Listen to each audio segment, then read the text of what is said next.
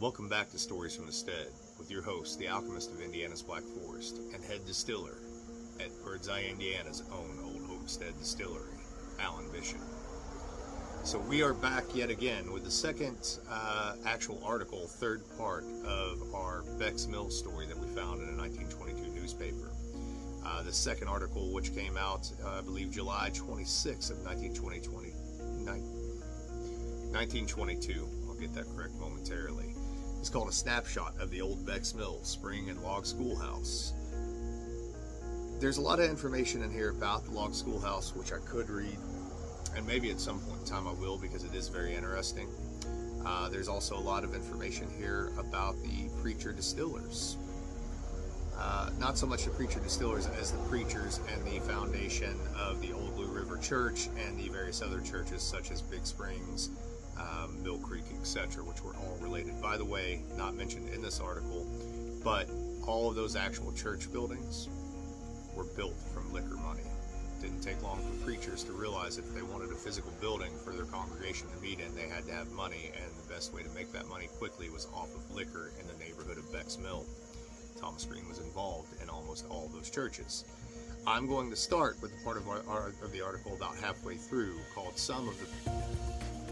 I'll get all this out eventually, I swear. Some of the Pioneer Preachers. John and Peter Wright, Abram Kern, John and Absalom Littell, James M. Mathis, Benjamin Franklin, Aaron Hubbard, Joseph Hotsutter, John Mavity, Jacob Wright, James Rudder, Lemuel Martin, author of The Voice of Seven Thunders, Thomas Martin, Thomas Green, et al. These ministers preached the pure gospel of Jesus Christ. They were fearless in their declarations of the truth as they understood it, yet they did it in all kindness and love.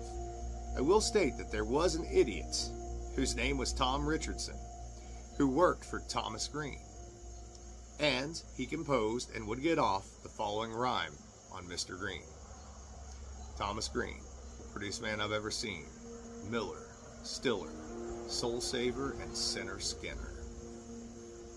Thomas, while he was owner and operator of the grist and sawmill once owned by John Beck Sr., he also had operated a small distillery wherein whiskey and brandy were made, thus gave a rise to the rhyme.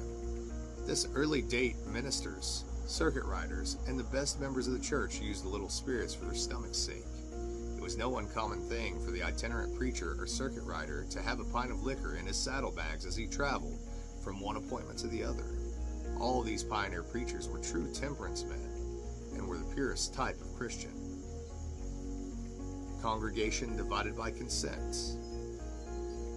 In 1860, the Mill Creek congregation had become so large that the house would not accommodate it longer. The members thereof divided the congregation, and part went to Kansas, Howard Township, and part went to Fort Hill, Washington Township.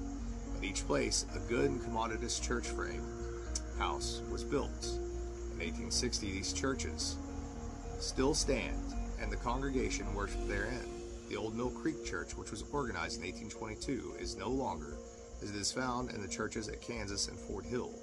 There is one other church in Howard Township, known as the Church of Christ, at Douglas, 2 miles north of the Kansas Church. There's been one or two other temporary organizations in the township, but they did not continue long. A cowardly raid. During the War of the Late Rebellion, some half-dozen hoodlums made a raid on James Perkiser, who lived in the neighborhood. They shot through his front door and made many other cowardly demonstrations, but went away without injuring any of the family. James was a Republican, but was an inoffensive man and citizen. The same party proceeded to the residence of William Wingler and fired a shot or two into his house. But he had been a Mexican soldier and was made of the kind of stuff not to be scared. He was a Republican. Just why this skulking and cowardly party made such a raid, no one was able to work out or explain. About this time, one Wyatt Furr, who lived at David Becks, undertook to rob two old people by the name of John Bell and wife. They were near 80 years of age and were good Christian people. This man, Furr, was a cripple, who was said came from Kentucky. He had some information that their son, Thomas Bell, who was a soldier in the Union Army, had sent some money home. He blacked himself, and in the night about 12 o'clock he entered their house. They were asleep, but in his search he awoke them. They were frightened and asked what he wanted. He demanded the money. They informed him that they had no money.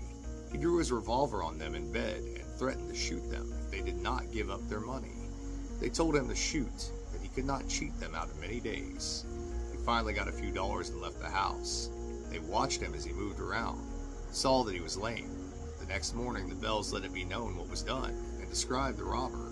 Wyatt Furr was at once spotted as the robber, and when apprehended, he denied. But as a man's sins will find him out, so the telltale was yet on his neck behind his ears.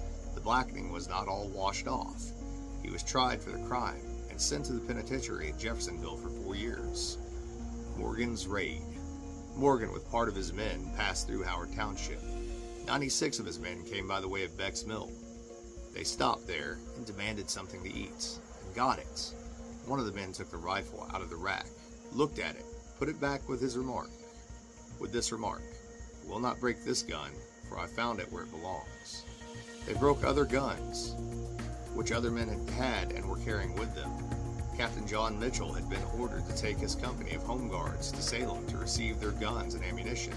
But when he reached Salem with his company, Morgan was so close that his company had to retreat from Salem without guns or ammunition. Some of his company was taken prisoners and afterwards were released.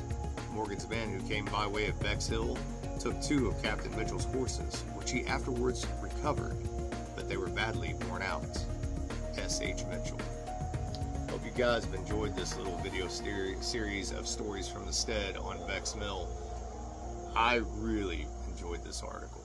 This article came to me, and when I say came to me, I believe in a thing called a library angel. Sometimes you just find stuff even if you're not intending to look for it, on a day when I really needed it.